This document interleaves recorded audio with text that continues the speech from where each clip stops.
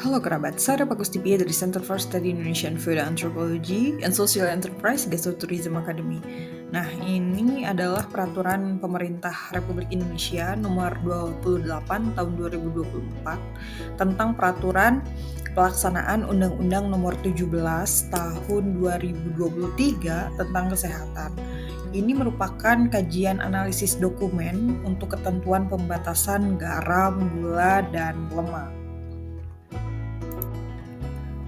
Ya, menanggapi tentang pemberitaan ini ya, sebelumnya harus dibaca dulu secara seksama, kemudian secara mendalam juga, karena ketika membaca dokumen-dokumen seperti kebijakan, kemudian undang-undang, peraturan pemerintah ya, itu harus runut gitu, harus dilihat dulu sebelumnya ada undang-undang Republik Indonesia tidak yang mengatur tentang hal ini.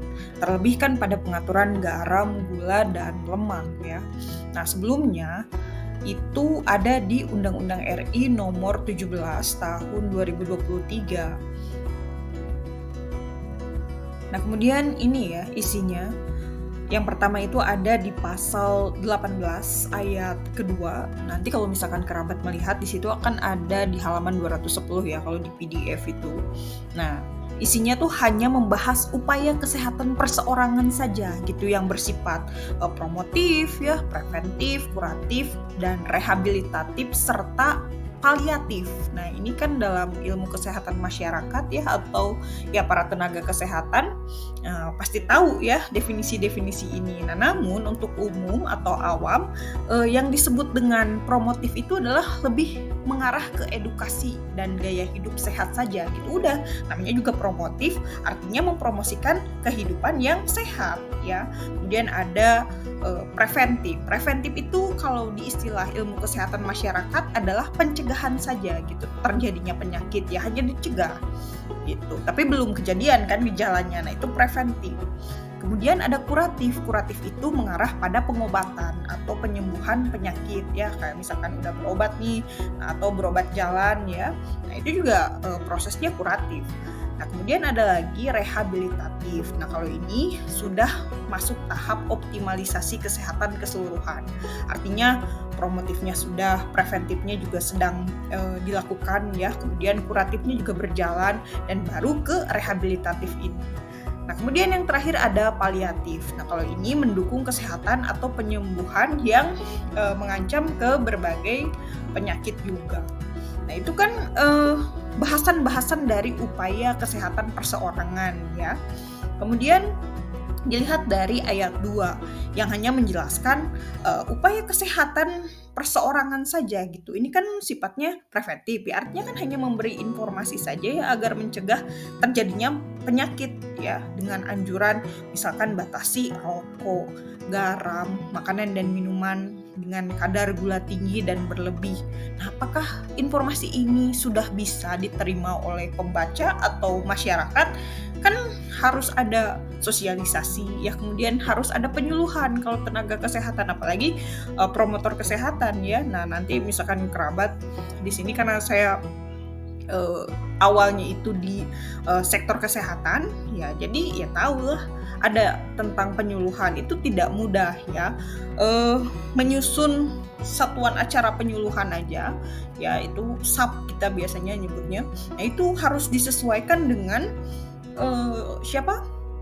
pasiennya ya atau para audiens yang akan mendengarkan ya. Biasanya kalau misalkan di tempat sosialisasi ya atau di tempat penyuluhan bisa di puskesmas ya atau di majelis taklim ya.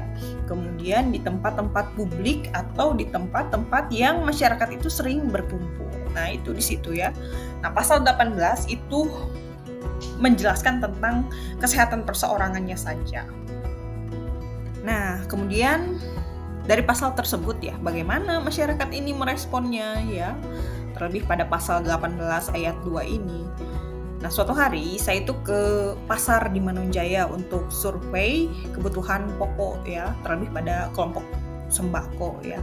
Nah, ini lokasinya seperti ini nih di luar sih, jadi parkir motor di sini dan melihat bagaimana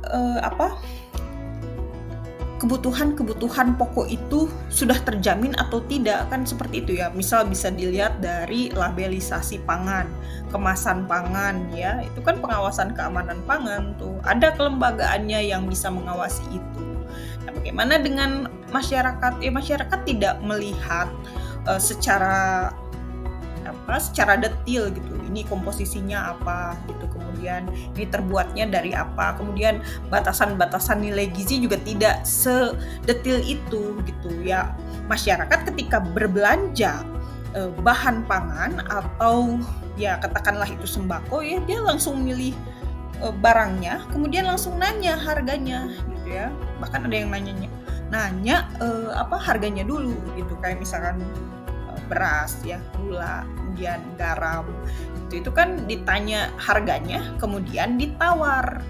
Itu biasanya yang terjadi di masyarakat. Kemudian ada lagi kelompok-kelompok bahan pangan itu yang dijual secara bebas ya, atau ecer atau ketengan gitu, atau curah ya. Kalau di pasar itu bilangnya curah. Kalau curah itu tidak ada labelisasi, jadi langsung digelontorkan dari misalkan truk ya, yang membawa minyak goreng curah. Nah, itu langsung dimasukkan ke kompan-kompan gitu, atau ke jerigen-jerigen yang gede gitu. Nah, itu untuk diecer kembali, dijual gitu di pasar. Coba masyarakat bisa tahu batasan lemaknya dalam minyak goreng itu bagaimana. Tidak ada informasi itu ketika ada di pasar ini ya. Sama gula juga, garam kan sekarang udah ada yang kemasan, tapi masih ada masyarakat yang masih membeli garam krosok ya, artinya kan garam yang beku kotak-kotak gede gitu, karena itu juga masih suka dipakai untuk memasak ya. Kan biasanya garam krosok itu untuk bersih-bersih ya. Tapi kan ada juga kelompok masyarakat yang ekonominya tidak bisa membeli garam yang misalkan 250 gram ya, dijual gitu, harganya misalkan 9.000 atau 7.000 atau 5.000, sedangkan krosok kan bisa beli 2.000 juga gitu. Nah, itu kan lebih menghemat ya, apalagi kalau pakai garam krosok kan itu lama ya, expirednya sih, karena tidak ada expirednya, jangka simpannya itu lama lah durasinya gitu. Kemudian awet, karena apa ya, namanya garam krosok kan nggak seperti garam tabur ya, atau garam yang bubuk itu kan ada bisa di 1 sendok 2 sendok kan mudah gitu untuk diambil oleh ibu-ibu atau ya oleh pengolah makanan ya. Tapi ketika menggunakan garam krosok kan tidak bisa, dia harus dikempalkan dulu, kemudian harus dipukul-pukul ya hingga bertaburan. Nah, itu garam krosok yang beredar di masyarakat dan masih ada yang menikmatinya. Nah, kemudian bagaimana masyarakat merespon pasal 18 ayat 2 ini? Yang pertama yang saya lihat ya, dari kumpulan studi kemudian dilihat dengan realita terdekat ya. Kalau misalkan melihat fenomenologi itu jangan jauh-jauh, cobalah keluar, kemudian akses terdekat itu mana gitu. Nah, pada saat itu akses terdekat saya itu ada di warung-warung tetangga ya, seputaran sini gitu. Kemudian di pasar-pasar tradisional terdekat kan saya bisa goes tuh ke situ. Melihat juga, kemudian di minimarket, kemudian datang lagi ke grosir ya, datang lagi ke supermarket yang jauh lebih besar gitu, kemudian datang ke warung-warung kelontong. Nah, respon masyarakat untuk menanggapi ayat 2 di pasal 18 ini, yang pertama, masyarakat itu tidak peduli dengan batasan-batasan garam, gula, lemak, tidak aslinya ya.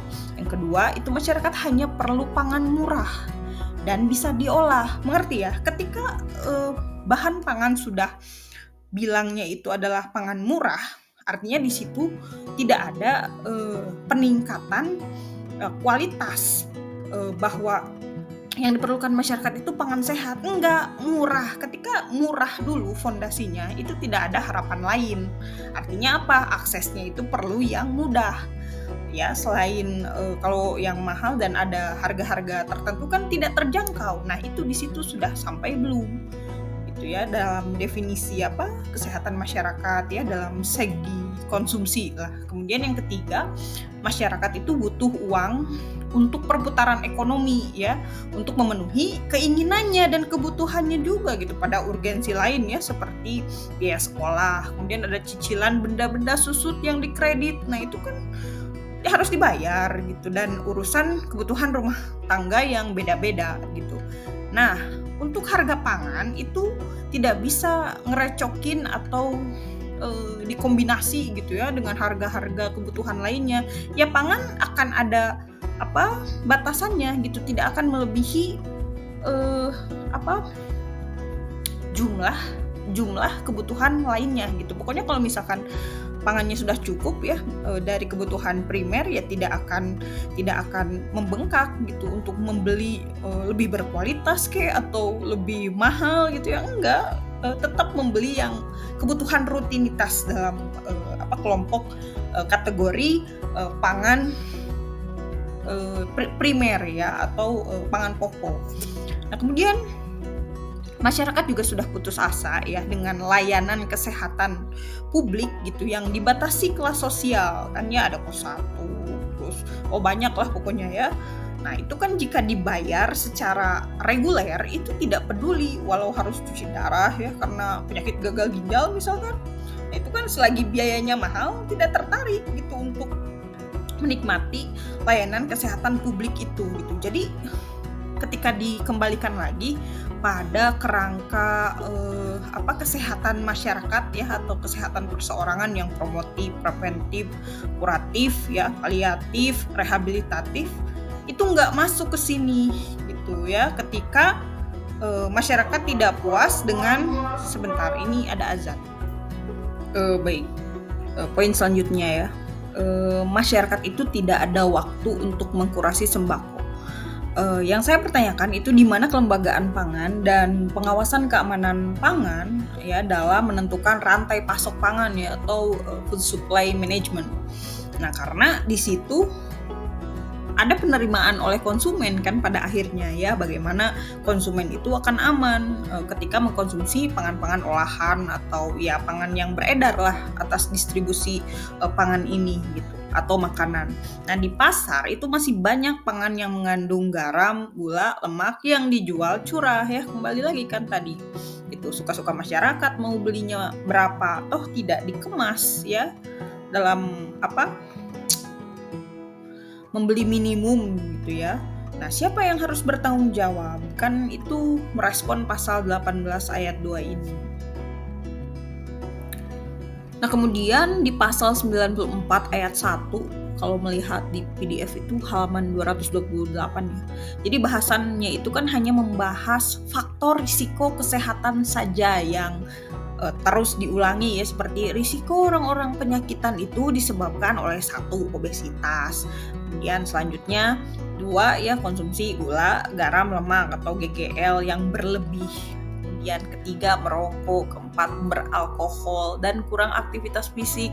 Ya terus habis ini apa gitu kan ya, tidak ada kelanjutannya. Nah, itu kan hanya disebutkan faktor risiko saja. Nah, apakah ini berbasis biochemistry dalam tubuh ya atau berbasis rekam medis data kesehatan masyarakat seluruh masyarakat Indonesia gitu ya, kan harus ada dong data klinikalnya gitu kan, harus berbasis itu. Apakah faktor risiko itu hanya menduga-duga atau hanya diproyeksi dari kebiasaan-kebiasaan yang terlihat sekilas? Kan ketika berhubungan dengan gejala yang ada dalam tubuh itu kan harus ada tahap pemeriksaan dulu ya, sebelum itu juga kan didiagnosa dulu ya. Nah, kalau gizi kan pada paham tuh ADIME. Yang pertama itu ada assessment ya, diagnosis, kemudian interventions, monitoring and evaluations ya, itu kan sudah biasa gitu. Nah, apakah faktor risiko itu sudah berdasarkan dengan pengkajian klinik? Kan itu juga harus dipertanggungjawabkan ya untuk data kesehatan masyarakat. Nah, Nah, paling ini ya tanggapan kulturis atau budaya ya dari teori antropologi kesehatan yang masih relevan saya kira ya. Ini menurut Arthur Kleinman. Jadi merupakan antropolog medis dari Universitas Harvard. Dan ya, ketika ngomongin antropologi kesehatan ya otomatis ngomongin regulasi, kemudian peraturan pemerintah, undang-undang kesehatan, dan ternyata itu harus bisa fokus dan memahami setiap budaya. Nah, refleksinya dari tanggapan kulturis ini adalah ya informasi untuk masyarakat tentang daftar produk-produk yang mengandung tinggi garam, gula, lemak itu seperti nama merek atau brand, lolos kurasi keamanan pangan atau tidak nih, apakah dinas kesehatan sudah menyediakan hal seperti ini, kemudian batasan konsumsinya bagaimana gitu di setiap daerah kan beda-beda ya gitu kan, dari etnis juga, dari kebutuhan gizinya juga beda gitu, kemudian dari jenis komoditas pangannya yang tersebar ya, kemudian dari pengolahannya kan, teknik pengolahan pangan juga itu berpengaruh pada kadar-kadar nilai gizi ya, beda dong, kayak misalkan singkong rebus, singkong kukus dengan singkong goreng kan beda ya. Itu untuk ke nilai gizinya ketika di-display sebagai menu atau ketika mau disantap. Nah, di situ apakah ada sosialisasi door to door gitu untuk hal-hal promotif ya, kita masih sekomunal itulah gitu, hal-hal promotif, preventif ya di masyarakat. Kalau misalkan tidak ada, nah tadi mempertanyakan kalau misalkan hal-hal seperti itu tidak ada ya dalam masyarakat gitu, program posyandu saja kan fokusnya masih pada balita dan ibu hamil gitu. Yang lansia juga kadang ada, kadang enggak gitu. Karena kan tidak terkelola ya, project manajemennya nggak jelas kebanyakan gitu ya. Ketika saya turun lapang juga melakukan atau melaksanakan project management dari puskesmas ketika menjadi mahasiswa atau menjadi tenaga volunteer untuk promosi kesehatan. Nah, hal-hal demikian tuh tidak ada satuan acara penyuluhannya gitu, atau action plan ya kalau misalkan di suatu instansi yang mau melakukan intervensi yang berbasis pengetahuan, lokakarya, ya itu kan harus ada action plan-nya dulu gitu. Nah, hal-hal demikian kan enggak ya. Siapa mau silahkan terjun kan gitu ya yang terjadi. Nah, jadi masih sangat membingungkan karena ada budaya dan habit masyarakat yang nggak bisa dilarang atau dihentikan begitu saja ya. Makanya di situ regulasi, peraturan pemerintah atau undang-undang kesehatan itu harus bisa fokus dan memahami setiap budayanya dulu gitu. Ini membuat kalimat seperti ini untuk masyarakat yang mana dan tinggal di mana gitu. Nah, ketika di generalisasi, apakah hal-hal tersebut itu akan menyinggung beberapa kelompok atau tidak ya? Karena kan ya secara budaya itu akan bisa diterima ketika selaras, tapi ketika tidak selaras ya itu akan menjadi kontradiktif gitu. Nah, jangan sampai peraturan pemerintah itu tidak ada keberlanjutannya gitu, bahkan ya cuman wacana ditaruh di peraturan pemerintahnya saja, tapi dalam actionnya itu tidak ada gitu, dalam evaluasinya tidak ada juga gitu. Terus ngapain gitu kan, orang bisa googling sekarang ya, atau tiktoking ya, atau mencari informasi di media sosial lainnya dengan pengetahuannya gitu ya. Nah, itu juga perlu ditanggapi serius ya. Nah, kemudian ada pasal 146 ayat 1, kalau di PDF itu dilihat di halaman 238 sampai 239. Nah, sekilas ya, atau kilas balik lah yang disebut dengan makanan dan minuman ya. Ini kan dalam pangan definisi jelasnya ada pada definisi apa itu pangan ya. Standar dan persyaratan keamanan, kemudian mutu dan gizi, termasuk penyampaian informasi nilai gizi seperti kandungan gula, garam, dan lemak. Gitu doang kan? Gitu. Nah, lantas apa yang bisa dilakukan seorang individu untuk menyelamatkan dirinya dari rutinitas konsumsi sehari-hari kan? Kemudian ada pertanyaan lagi secara reflektif.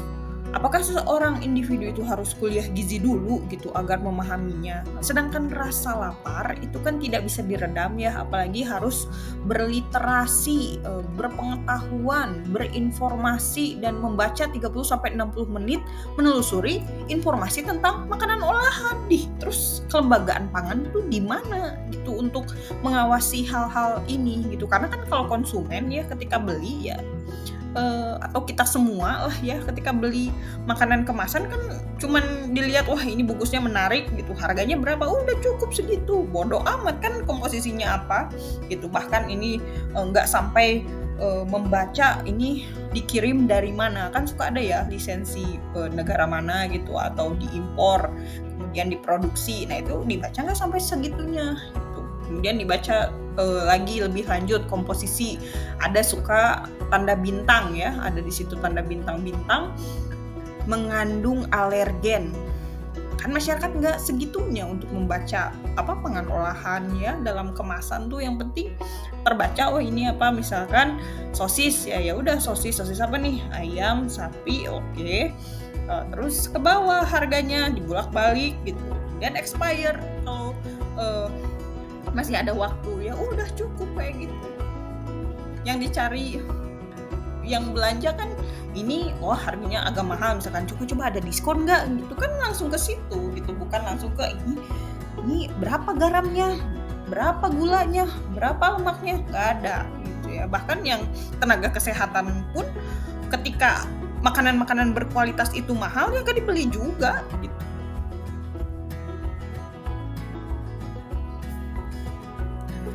Nah, ini ada pandangan tentang Pierre Bourdieu, jadi antropolog sosial ya.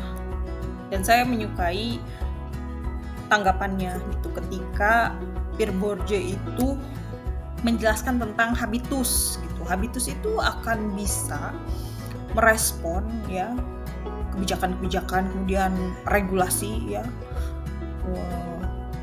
Kemudian peraturan-peraturan pemerintah ketika dihubungkan dengan kebiasaan yang dibentuk oleh struktur sosial, yaitu habitus ini gitu. Dan ketika ada habitus maka ada korelasi juga gitu ke modal sosial masyarakat. Nah, di Indonesia masyarakatnya kan multikultural ya, artinya kan multibudaya di situ.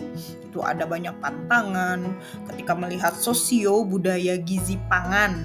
Nah, itu kan ada tabu, ada keterbatasan akses seperti akses pangan, akses kesehatan, dan layanan sosial atau layanan publik, dan perbedaan persepsi takaran ukuran tradisional gitu, atau ya takaran ukur. Ada yang masih komunal dan ada yang masih percaya hal-hal mistis, kayak misalkan jangan 1 sendok makan itu seperti ngasih makan setan atau apa, kan masih ada itu yang masyarakatnya komunal tuh masih percaya hal-hal mistis gitu. Nah, jika ingin mendetilkan pasal 146 ayat 1 bisa dilihat di halaman 238 sampai 239. Secara reflektif ya, dari tanggapan antropologi budaya gizi atau antropologi pangan ya, gizi dan pangan. Ini juga sempat pelajari kan ya. Nah, kerabat lihat di situ, silakan pikirkan bagaimana standar gizi, standar keamanan pangan, penyampaian nilai informasi nilai gizi itu, dan batasan garam, gula, lemak dengan bahasa yang bisa dimengerti dalam komunikasi budaya. Ya, misal 100 gram gula, itu berapa sendok makan? Berapa jumput tangan wanita usia 45 tahun beretnis Batak dan Sunda? Beda cara ini menjumputnya ya, ketika menaburkan bubuk-bubuk garam, gula ya, memotong juga, mengiris.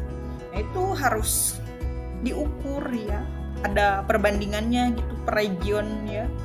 Harusnya sih kayak gitu ya, masuknya jadi ke culinary arts ya, atau ke seni kuliner masuknya, bukan ke sini gitu. Tapi ketika ngomongin pasal 146 ini kan harus disesuaikan juga gitu dengan habitus ya, dan modal sosial masyarakat yang sudah terjadi gitu, yang menjadi kebiasaan, rutinitas yang nggak bisa diubah cepat gitu ya.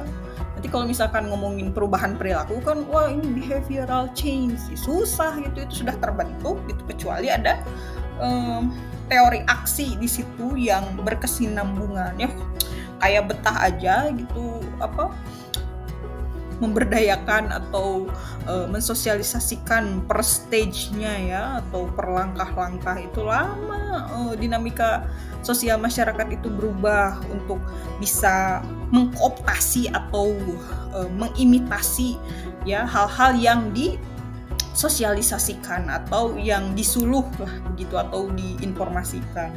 Kan ketika kita menginformasikan ke masyarakat, tolong batasi gula misalkan berapa sendok, ya itu cuma didengar aja gitu, oh iya. Tapi dalam praktiknya kan tidak, ya kurang asin ditambah lagi garamnya gitu. Nah itu yang terjadi gitu ya.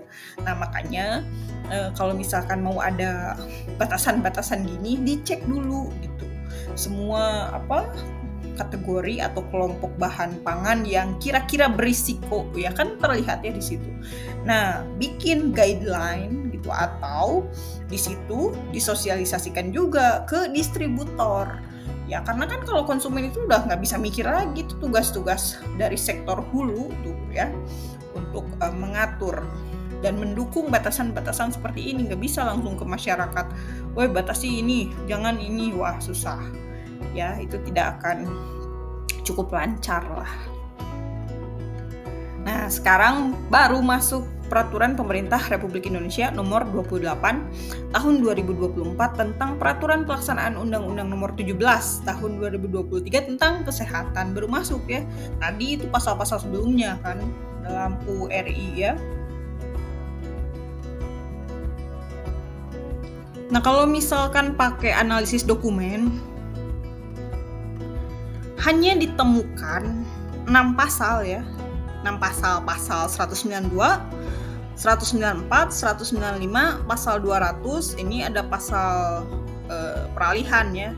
Itu makanya ada bab sekian gitu. Pasalnya aja udah 1156 gitu, dan terakhir itu pasal 506. Nah, apa sih intisarinya ya?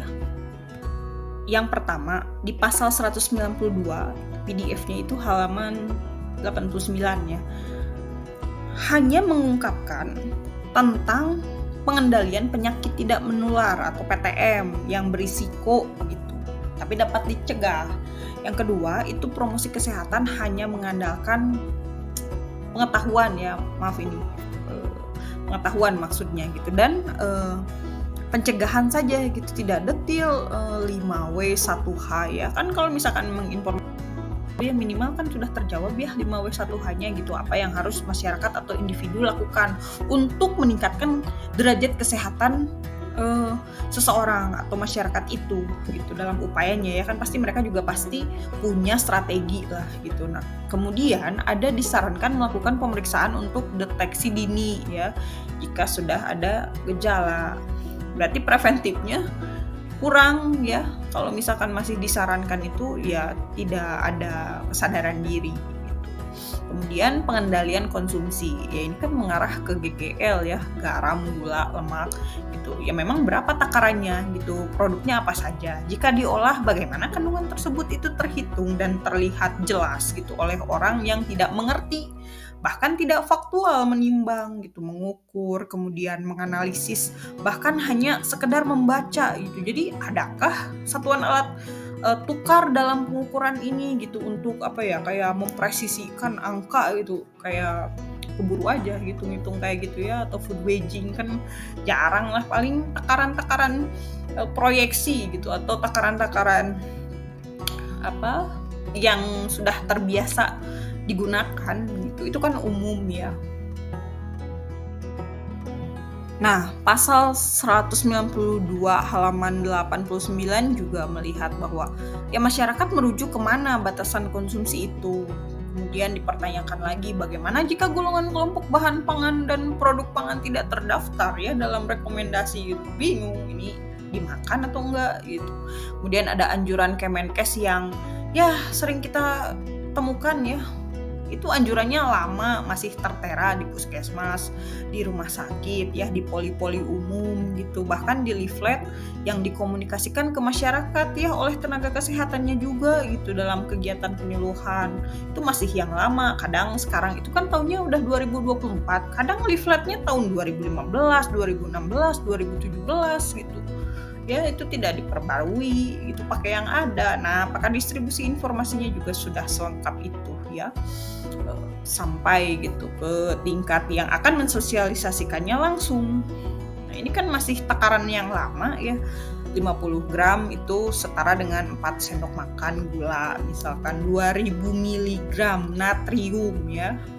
Garam kan itu, atau sodium, 5 gram itu segimana, apakah 1 sendok teh ya, sekarang 1 sendok tehnya juga penuh setengah gitu kan, nggak yang langsung ketakar ya sekarang sih banyak ya, tapi kan yang digunakan oleh masyarakat kebanyakan kan bukan sendok ukur, masih sendok biasa aja gitu. Nah kemudian lemak juga kan 67 gram ya, itu setara 5 sendok makan minyak kan kalau misalkan mau dipakai satuan alat ukur gitu.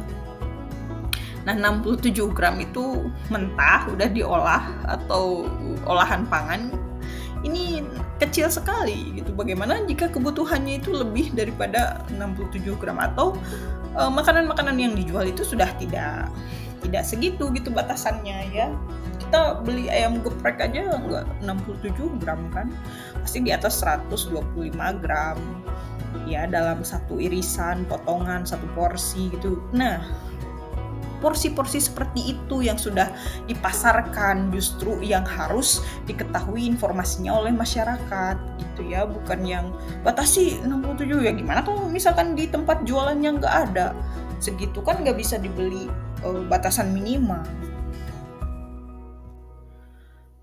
Kemudian di pasal 194 halaman 90 ya di PDF, itu hanya memaparkan secara abstrak gitu, ditujukan pada pemerintah pusat. Siapa pemerintah pusat itu gitu, siapa saja gitu. Apakah instansi-instansi seperti sekolah ya, kemudian mengerti lembaga mana saja gitu ya. Apakah ibu rumah tangga populer dengan kata-kata pemerintah pusat gitu yang menaungi pengendalian konsumsi GGL ini ya, garam, gula, lemak gitu dalam pangan olahan. Pangan olahan juga pada tahu nggak definisinya gitu, pada tahu nggak jenisnya. Bahkan termasuk pangan olahan siap saji ya. Nah jadi yang harus mengurusi ini semua itu masyarakat ya, atau siapa gitu. Terlalu merepotkan ketika mengurusi hal ini gitu, karena kegiatan kehidupan masyarakat itu cukup banyak ya, tidak hanya fokus pada kandungan ini saja gitu, gula, garam, lemak, itu kan udah konsumsi keseharian gitu yang tidak usah, ya udah tahulah itu. Cuman batasan-batasannya itu kalau misalkan tidak jelas aturannya ya tidak akan dipatuhi. Mereka menghindarinya juga gitu, bagaimana gantinya untuk kelengkapan gizi mereka ya.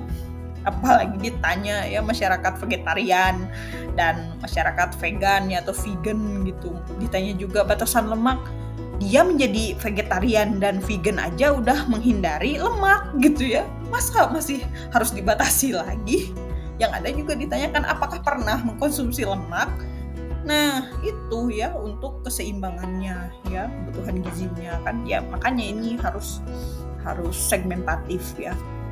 Kemudian birokrasinya masih berbelit antar kementerian, masyarakat itu menunggu apa gitu ya setelah birokrasi yang berbelit itu gitu, karena sudah ingin menikmati, misalkan ingin menikmati langsung lah brownies panggang yang udah dikemas gitu, nggak usah capek repot-repot masak dan macam-macam, tinggal order, tinggal tunggu gitu. Kemudian paket barbecue all you can eat, nah itu kan ada yang dicampur ya pangan olahannya gitu ya, terlebih ada lemaknya di situ gitu. Kemudian keripik-keripik dry fruit ya, nah itu kan gurih tuh, banyak yang impor juga yang dibeli di marketplace secara bebas gitu dengan harga murah, beli curah lebih murah dan dikemas seadanya gitu, tergantung resellernya gitu. Kalau misalkan yang resellernya mengerti cara mengemasnya atau cara menyimpannya ya akan terdistribusi baik ya walaupun ada risikonya gitu. Tapi kan kalau misalkan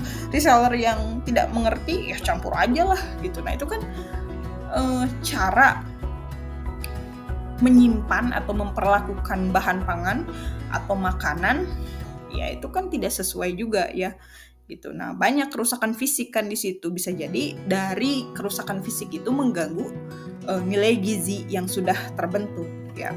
Nah, masyarakat juga harus menunggu keputusan yang mulia. Ya siapa yang mulia itu kembali ke pemerintah pusat ya. Yang mana ini komunikasinya kan antar pemerintah itu ada pusat, daerah, wah banyak lah. Nah, itu dalam sistem birokrasi kan ya dikembalikan lagi pada akhirnya gitu. Masih pasal 194 halaman 90 ya isinya. Masih menggunakan pemahaman dan persepsi kajian risiko dan standar internasional. Kayaknya negara mana yang akan menjadi rujukan gitu ya dengan apa yang mau diterapkan dengan Indonesia. Emang ada negara yang sama banget sama Indonesia gitu dari bioregion, dari geografi, dari demografi, dari orang-orangnya, dari akses pangannya, dari jenis-jenis ya nilai gizi yang terdistribusi ke masyarakatnya, bahkan dari cuaca aja udah beda ya. Nah, apakah Indonesia itu terus membuntuti apa guideline ya atau panduan-panduan dari negara-negara, katakanlah negara maju ya? Yang pertama ditanyakan itu apakah konsumsi masyarakat global adalah representasi konsumsi masyarakat yang ada di Indonesia hari ini. Misal di negara Meksiko sering minum tequila kan ya, kemudian batasan alkoholnya sekian diterapkan di Indonesia nggak minum tequila gitu ya, ada sih alkohol tapi kan bukan tequila ya. Nah itu bagaimana gitu perhitungannya atau diferensiasinya gitu ya, atau penyetaraan dari diferensiasi yang diversifikasi. Wah sulit sekali ini kata-katanya. Nah itu kan bahannya beda ya, kegiatannya juga beda, kebiasaan minumnya juga beda. Itu ngaruh kan ke komposisi dan proses fermentasinya ya, alkohol misalkan ada kandungan lain-lain. Nah representasi pembatasan gula, garam, lemak, apakah produknya sama dengan negara yang bakalan dijadikan standar internasional gitu? Kenapa nggak pakai data-data empiris yang sudah ada gitu, atau hasil observasi misalkan di satu daerah ya, katakanlah itu di Jakarta ya sebagai ibu kota, coba lihat di situ kebiasaan konsumsinya kan per kelompok beda ya, per daerah gitu kan. Udah Jakarta Selatan mah kayak gini tipe konsumsinya, wah banyak yang organik, banyak yang sehat, makanannya mahal gitu ya, nggak terjangkau gitu. Sama di Jakarta Barat misalkan, itu terlihat kan, itu harus jadi representasi sumber informasi juga atau sumber referensi untuk kajian peraturan pemerintah gitu. Jangan yang mengacu kita ikutin negara Meksiko atau negara yang dietnya bagus misalkan Italia ya, atau Norwegia gitu. Lah di kita nggak ada komoditasnya gitu, nggak akan sama. Nah kemudian yang kedua adalah bagaimana jika itu bagian dari budaya minum-minum suatu etnis dalam perayaan budaya ya. Pun dengan gula dan lemak kan tidak harus selalu merujuk pada standar internasional gitu. Banyak yang tidak sama dari komoditas pangan. Titik kritis pengolahan pangan ya itu kan hazard ya, atau cek di HACCP kalau misalkan untuk yang pangan olahan ya. Itu kan hazard analysis ya kalau tidak salah, atau analytical critical control point. Nah critical control pointnya itu kan titik kritis yang harus dilihat gitu kan. Permakanan juga beda ya, perpangan tuh pangan olahan beda. Nah di situ kan keamanan pangan ya, coba siapa yang bertanggung jawab mengawasi itu apakah hanya perusahaan saja gitu kan, ada syarat-syarat. Nah mengacu ke situ standarnya, jangan mengacu ke yang internasional tapi susah dijangkau ya. Nah itu per produk ya. Kalau misalkan olahan pun ketika pengetahuan pengolahnya ya dalam meracik masakan juga kan beda-beda gitu. Ada yang tersertifikasi, ada yang dilatih, ada yang enggak, ada yang otodidak, ada yang so tahu gitu ya. Yang mana yang dilihat? Nah itu kan ketika berbicara kebutuhan makan atau kebutuhan pangan dan aksesnya membahas hal demikian. Kemudian lanjutan pasal 194 halaman 90 ya di PDF.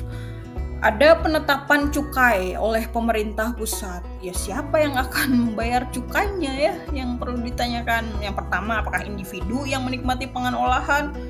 Ya masa ada cukainya pangan olahan ya? Kan udah ada pajaknya juga gitu ketika belanja ke minimarket ya, atau belanja-belanja di yang ada PPN-nya lah gitu. Itu kan lumayan ya 10% gitu, apalagi ketika diolah jadi kuliner, belum lagi biaya parkir kan itu tidak dihitung gitu. Cukai itu untuk siapa? Apakah ke individu dibebankannya? Nanti kalau misalkan harga-harga pangan olahan jadi naik 2 kali lipat atau naik 5.000 aja, itu bakalan kontroversial ketika masuk ke kebutuhan masyarakat harian gitu. Kemudian yang kedua, apakah dibebankan ke perusahaan sebagai produsen gitu, atau ke distributor, atau ke reseller produk, atau ke APBD gitu. Tapi bagaimana skemanya gitu. Jadi kaji dulu ya dari seluruh pemerintahan, baik itu daerah. Nah, di situ kan ada ekonomi kreatif ya. Ekonomi kreatif itu paling banyak produsen kulinernya gitu. Apakah setuju dengan cukai-cukai ini? Nah, akan sangat memberatkan jika terus dibebankan pada produsen atau dibebankan ke konsumen gitu. Sedangkan negara atau pemerintah tidak membantu dalam subsidi atau tidak membantu dalam hal-hal operasionalnya ya. Tapi ekspektasinya tinggi gitu, harus meningkatkan kehidupan masyarakat yang sehat dengan batasan gula, garam, lemak gitu. Dalam prosesnya aja nggak ikut kontribusi gitu. Nah, bagaimana? Itu akan sangat memicu pertengkaran sosial ya, atau konflik. Nah, kemudian lebih baik berikan kategori saja gitu dari label pangan gitu, agar pembeli ya sadar dulu lah, wah ini tinggi gula, simpan lagi gitu ya, nggak apa-apa, nanti produknya kan numpuk tuh nggak laku ya. Nah, itu jadikan evaluasi untuk retail atau perusahaan ya yang tidak sesuai dengan permintaan masyarakat gitu. Jadi jangan wah dicegah, dimahalin semua tapi nggak dibeli sama masyarakat karena mahal, ya akan mubazir juga. Tapi kalau misalkan dibatasi dari sektor hulu ya, pemerintah itu sudah aware lah, atau sudah ancang-ancang, atau bahkan melindunginya tuh dari sisi produsennya gitu. Wah ini mah jangan didistribusikan gitu, lebih baik begini. Nah baru kan itu akan mengeluarkan produk yang diharapkan ya, seperti itu. Kemudian berikan kategori dari label pangan agar pembeli juga sadar. Nah, kalau tiba-tiba denda, cukai, dan hal-hal represif ya yang tidak memberikan keuntungan dan mendorong budaya kesehatan, itu tidak akan mendorong dan tidak akan memberikan inspiratif gitu ya untuk masyarakat. Yang ada masyarakat itu berontak ya kalau misalkan harga naik tuh, terlebih harga pangan ya, satu komoditas aja udah banyak keributannya gitu ketika masuk ke dalam perbincangan kelompok masyarakat ya. Di situ ada status ekonomi yang tidak bisa inklusifkan ya, walaupun sudah dibantu ya oleh bantuan sosial dan lain hal. Tapi kan ketika itu diproduksi atau itu dijadikan konsumsi rutin, ya boncos juga gitu. Nah, itu silakan dipikirkan lagi. Kemudian ada pasal 195 halaman 90 ya. Jadi isinya itu masih hal-hal administratif ya yang saya kaji secara analisis dokumen. Terlebih untuk importir atau pengecer atau retail, atau ada juga pengedar ya, itu agar patuh dalam standar batasan konsumsi. Namun kan tidak ada rincian pasti ya, itu selalu abstrak gitu kalau membaca undang-undang dan peraturan pemerintah itu, terlebih di sektor pangan hanya wacana ketika terbaca oleh masyarakat. Itu maksudnya untuk importir atau untuk siapa gitu. Nah, itu lebih didetilkan lagi kalau peraturan pemerintah tuh detil gitu harusnya ya. Ke siapa tujuannya. Itu kemudian cantumkan label gizi termasuk kandungan gula, garam, lemak ya memangnya semua produsen bisa menganalisisnya kan. Untuk uji protein misalkan dalam suatu sampel makanan saja harus melalui laboratorium teknologi pangan ya, dengan masa tunggu biasanya 14 hari ya baru hasilnya bisa dikirim. Itu juga kan harus dibayar dulu ya, bisa bacanya itu produsen yang saya tanyakan gitu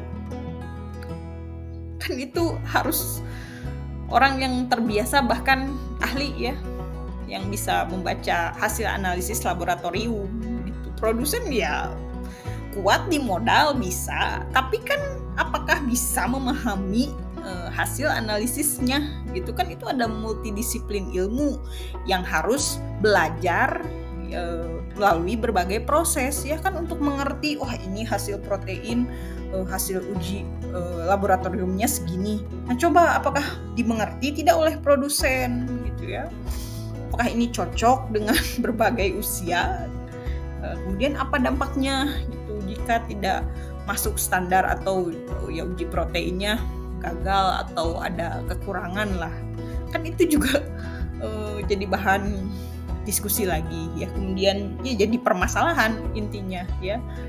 Nah kemudian bagaimana menentukan label gizi pada pangan kemasan. Nah apakah produsen juga sudah sekompleks itu memahaminya gitu kan. Kemasan ketika beredar di masyarakat tuh nggak dibaca semuanya, dibolak-balik aja jarang gitu, dibuka dimakan isinya dibuang udah gitu. Itu dalam praktik menikmati pangan kemasan ya.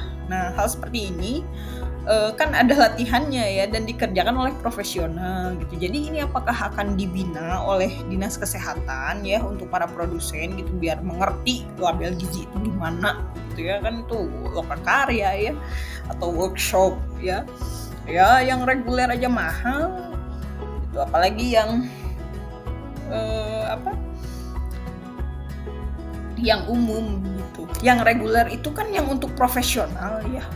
Nah itu kan ada biaya lagi gitu. Ini produsen harus ikutan workshop label gizi akan memberatkan lagi dalam biaya operasional ketika kita berbicara rantai pasok pangan, karena itu masuk ke cost analisis itu masuknya. Jadi ada anggaran baru lagi nih gitu buat pelatihan. Nah itu kan tidak disambut baik ya sebetulnya oleh para produsen. Ribet amat ini peraturan-peraturan kayak gini. Ini tuh kita mau menciptakan produk, mau menjual, udah gitu aja. Kenapa ada standar-standar harus label gizi, harus ini. Nah itu masih banyak yang seperti itu ya gitu. Nah kemudian BPOM atau secara mandiri ya, dan asal-asal buat aja dengan kira-kira gitu, atau bagaimana diawasi oleh BPOM atau mandiri juga nggak apa-apa nih gitu. Nah itu kan akan menyangkut ke pasal 195 ini ya. Ya pasal 200 halaman 93 tentang tanggung jawab pemerintah pusat dalam pencantuman batas maksimal GGL ya, garam, gula, lemak. Nah biasanya kan masyarakat itu bisa melihat informasi terbarunya itu di mana? Di media sosial Dinas Kesehatan kah? Atau di satu pintu di website Kementerian Kesehatan ya, yang khusus menangani PTM gitu, penyakit tidak menular, atau di Direktorat Bina Gizi Masyarakat gitu. Yang mana websitenya itu gitu, yang satu pintu gitu. Untuk apa? Informasinya gitu, apakah sesuai dengan konsumsi masyarakat setiap daerah, termasuk kan edukasi ya, penyedia SDM-nya gitu, advokasi dan riset gitu. Kalau begitu kan selamat bertugas ya kalau misalkan dilaksanakan oleh pemerintah pusat gitu. Wow, tugas yang sangat berat sekali gitu. Untuk mengumpulkan masyarakat hari ini tuh kohesi sosial itu ya akan sangat sulit gitu kalau tidak ada pancingannya alias reward. Nah, apakah sudah siap dengan tantangan itu? Gitu. Kemudian pelarangan iklan. Maksudnya ini gimana gitu. Jadi memang pemerintah secanggih apa dalam pengelolaan iklan yang beredar? Nah, apakah sudah bisa mencegah iklan paket pelangsing di YouTube, kemudian medsos ya seperti TikTok yang entah barangnya datang dari mana, kan itu dulu lah gitu. Tidak yakin sih ini karena selalu lolos pangan itu kan sampai di tangan konsumen ya tanpa pengawasan gitu, apalagi sudah pengiriman worldwide. Nah, itu tidak bisa diantisipasi, yaitu kiriman dari negara-negara manapun ya. Ketika udah masuk marketplace, ya terserah konsumen mau check out, langsung check out payment ya, langsung bisa dikirim dan tinggal ditunggu. Nah, pengawasan di situnya di mana? Silakan dipikirkan lagi. Kemudian ketika membaca pasal ketentuan peralihan ya di bab 12, ini pasalnya cukup banyak. Pasal 1156 halaman 473 di PDF. Ketentuan pengendalian konsumsi garam, gula, dan lemak itu sebagaimana dimaksud dalam pasal 194 ya dan pasal 195 itu kan dilaksanakan setelah 2 tahun ya terhitung sejak penetapan batas maksimal kandungan GGL ini gitu ya. Berarti kalau dibaca kembali kan ya berarti 2 tahun mah tahun 2026 dong berlakunya gitu. Yang jelas makanya di tahun berapa gitu hal ini akan diimplementasikan. Adakah provinsi percontohan dulu ya dengan berbagai kasusnya yang sesuai lah kasusnya itu. GGL itu apa sih? Gula apa diabetes misalkan korelasi di masyarakatnya ya. Garam hipertensi, lemak itu dislipidemia ya. Nah, itu misal di ibu kota dulu lah. Apakah pembatasan-pembatasan ini sudah efektif gitu. Nah, dievaluasi terus ya, monitoring, evaluasi itu jangan terlambat gitu. Harus selalu ada ya, minimal punya logbooknya lah kalau misalkan ada action plan kayak gitu. Nah, jangan apa-apa tuh nasional dulu langsung jebret gitu. Itu tidak akan sukses ya dalam hal-hal program yang cepat seperti yang sudah ya. Nah, stakeholder cobalah kaji studi kasus dari dampak undang-undang ini di masyarakat akibat miskomunikasi penyampaian dari implementasi yang dimulai gitu dari pengaturan anggaran di tiap daerah. Itu kebanyakan runyam ya. Mau bukti? Nah, silahkan ingat kembali betapa gagalnya program Taburia ya. Saya adalah petugas survei dan tenaga kesehatan yang mendistribusikan Taburia pada saat itu ya. Wah, itu acak-acakan gitu. Bahkan tersimpan banyak di puskesmas tidak terdistribusi. Akhirnya apa? Kadaluarsa dibuang ya. Itu kan anggaran yang dibuang. Itu kalau misalkan bentukannya bukan produk kan enak ya, bisa dibagi-bagi gitu ke target sasaran gitu kan, nggak kekasih nih atau nggak terberikan ya programnya gitu nih, ada uangnya silahkan dikasihkan ke masyarakat targetnya gitu. Ini kan produknya udah kadaluarsa kan, menumpuk akhirnya. Jangan seperti itu ya. Kemudian di pasal 506 itu halaman 568 ya. Ya, upaya kesehatan masyarakat yang memang bersifat preventif itu dapat berupa pembatasan konsumsi rokok, konsumsi garam, konsumsi makanan dan minuman kadar gula berlebih ya, serta berupa vaksinasi massal, screening penyakit, pengendalian kesehatan lingkungan ya atau KESLING, termasuk pencegahan terhadap lingkungan dan pengendalian vektor gitu. Jadi ya seperti biasa ya, hanya himbauan saja kan tentang pencegahan. Selebihnya kan dikembalikan lagi ya ke pemerintah pusat ya, maksud saya pemerintah pusat gitu. Itu menunggu koordinasi ya, dan masyarakat juga kan dikagetkan ya oleh ketidakjelasan kayak misalkan kayak tadi itu ada pasal cukai, batasan pangan yang akan dikonsumsi, kemudian ada akses bebas minim pengawasan gitu, dan dihantui penyakit degeneratif. Kan itu menakutkan ya ketika diinformasikan gitu. Jadi kayak waduh, masa iya sih habis makan garam gitu ya, atau ya makanan-makanan yang mengandung garam gitu langsung punya penyakit degeneratif gitu, dan kalau tidak terkendali bisa aja mematikan. Nah, itu kan terkejut ya masyarakat itu dengan informasi seperti itu gitu. Jadi apakah tidak mau mengevaluasi fasilitas layanan kesehatannya dulu gitu ya untuk publik lah, dan jaminannya dengan skala kepuasan tertentu, misalnya oh itu ada hal lain gitu ya, kayak misalkan fasilitas-fasilitas kesehatan apakah sudah ada dengan konsultasi gizinya gitu kan, atau dengan konsultasi kesehatan yang memang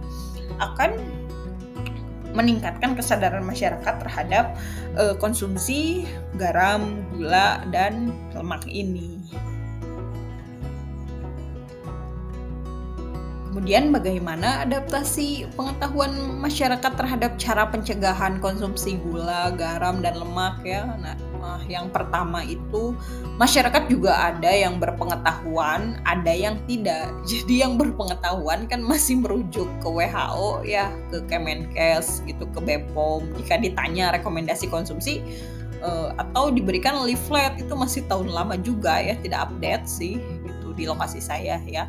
Sesuai kondisi tahun inilah kalau misalkan mau ngasih sosialisasi, misalkan kan sekarang 2024 ya, 2024 lah dikasih leafletnya gitu. Berikan panduan untuk tahun yang relevan, bukan yang tahun sebelum-sebelumnya gitu. Jangan, itu kayak out of date banget sih, kok nggak ada pembaharuan gitu.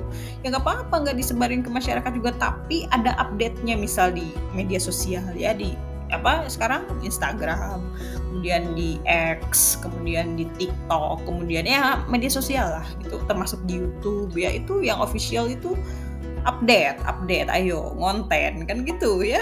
Masyarakat itu menagih, mana nih info update-nya gitu.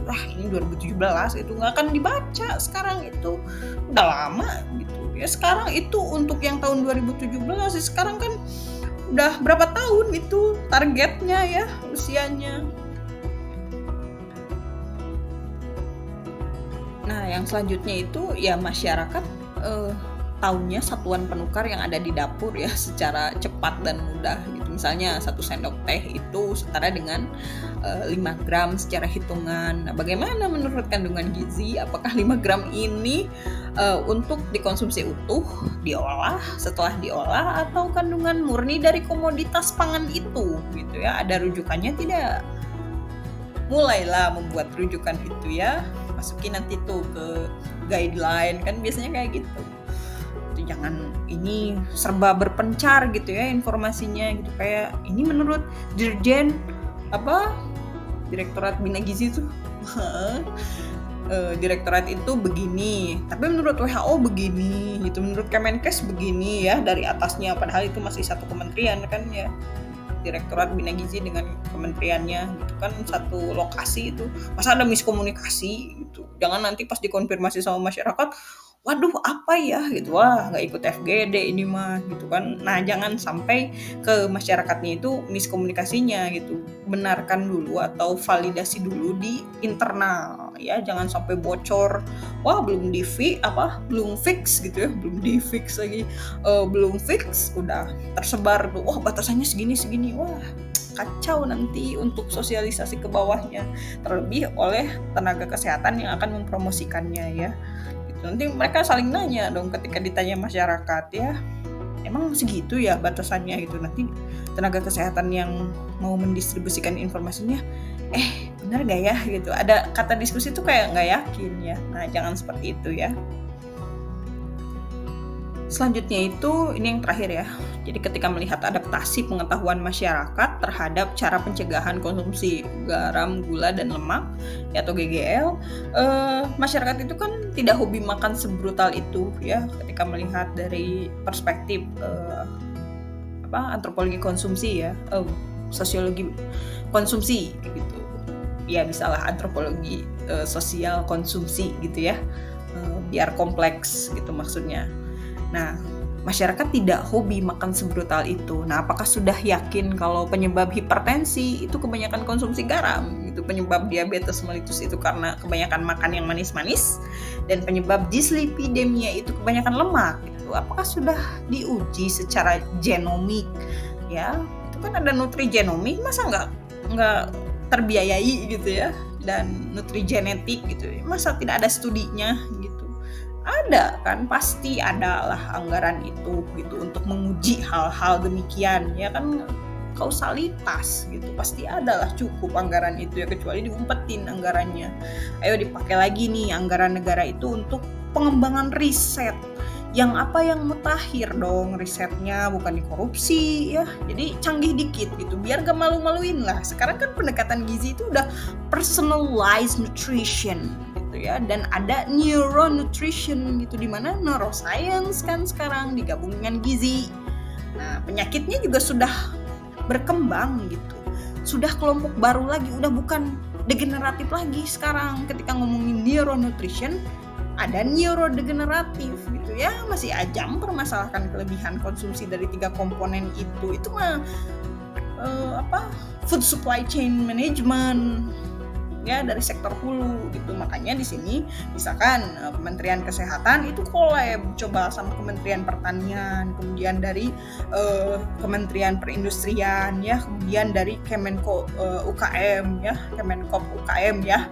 Gitu. Itu kan satu rumpun yang akan mendistribusikan produk-produk yang berhubungan dengan pangan ya gitu, multisektoralnya tuh di situ. Kalau misalkan dilihat dari multiscalar analysis, ya itu tingkat nantilah metodologinya ya kerabat ya. Tuh. Nah, saya hanya mengajak itu untuk jauh lebih relevan dengan kebutuhan sekarang ya. Ya saya kira cukup ya untuk kajian lanjutan ini, terlebih pada batasan garam, gula, dan lemak. Selebihnya silahkan dicek di description box ya tentang informasi-informasi mengenai batasan-batasan ini dari sudut pandang antropologi pangan dan gizi ya. Hatur nuhun.